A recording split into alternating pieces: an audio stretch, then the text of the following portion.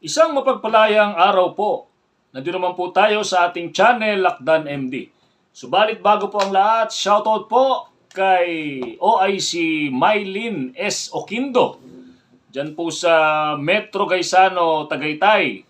So sa lahat po ng mga Metro Tagaytay at kay OIC Oquindo, maraming salamat po sa patuloy na pagtangkilik. Mabuhay po kayo, no? Si OIC Mylene Oquindo ay dati kong nakasama, no, sa SM Bacoor nung ako po ay nasa CNP Federal Security Agency. So, yung SM Bacoor po, yan po ay binibisita natin sapagkat nung time po na yan, tayo po ay inspector pa sa lugar na sa nasabing ahensya. So maraming salamat sa patuloy na pagtangkilik at mabuhay po kayo dyan sa Tagaytay, especially po sa Metro Tagaytay. So ang tatalakayin po natin ngayon ay tungkol po sa nilalaman po ng Rule 57 ng Republic Act 11917 o Private Security Services Industry Act. Ito po ay tumutukoy sa conduct of inspection. So, paano ba nagkakandak ng inspection at sino ba, no? Sino ba ang nagkakandak ng inspection sa mga security personnel, no? Sa mga private security agencies, private security training agencies, company guard forces and government security units. So, dito po sa nilalaman ng Section 263, no? Sino ba ang pwedeng mag-conduct? Okay? So, maliwanag po ang sinasaad dito. Mahalaga po ito kasi sa mga security personnel, especially sa mga detachment commander o security officer, hindi po kung sino-sino lang nagkakandak ng inspeksyon. Meron po tayong dapat hingin dyan at sino po ba yung otorisado. So maliwanag po yung kasi minsan meron tayong mga nare-receive na report basta nag-inspeksyon, so hindi hiningan ng kung ano man, o baka mamaya kayo naman basta-basta nyo ibigay yung mga dokumento o biglang kumpiskahin yung barel, kalaunan hindi pala legit yung inspeksyon na ginawa po sa inyo. Kaya para po sa kaalaman ninyo, meron pong itinatadhana ang Republic Act 11917 ukol dito. So sabi po ng Section 263, Authority to conduct inspection. So wala pong iba. Sila lang pong otorisado. Ano po sinasaad niyan? The Chief SOSYA. No? Ano po yung SOSYA?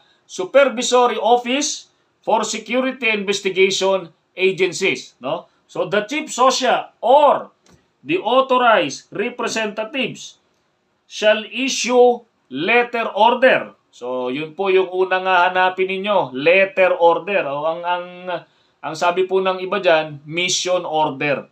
So letter order po, no? Ano pong nilalaman ng letter order? Authorizing, no? Authorizing the conduct of inspections. Diba? So, dun po sa letter order, no, maliwanag po dyan, nandyan po yung mga pangalan ng mga inspection team.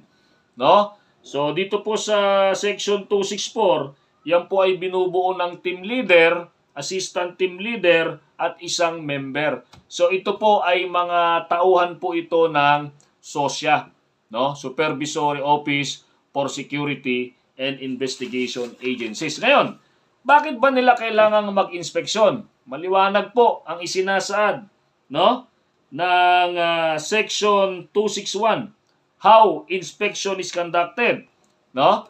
So, inspection shall be conducted on private security agencies, company guard forces, government security forces, and private security training agencies, and or their employed or deployed security training or security personnel, no?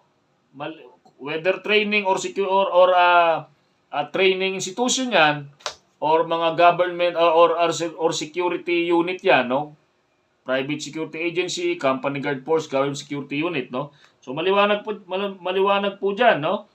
And or their employed, no?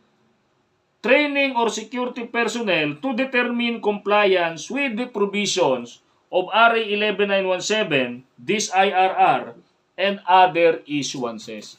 So maliwanag po. Kaya po nagkakandak ng inspection ang SOSYA, no?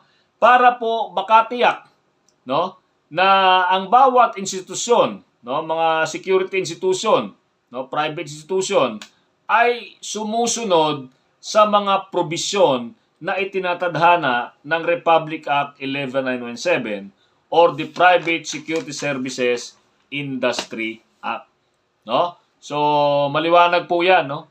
So conduct of inspection. Ngayon, so sa mga susunod pong video, papaliwanag po natin ano yung mga inspection na dapat ikandak ng SOSYA, no? So muli, maraming salamat po. Stay safe, be alert, and be aware.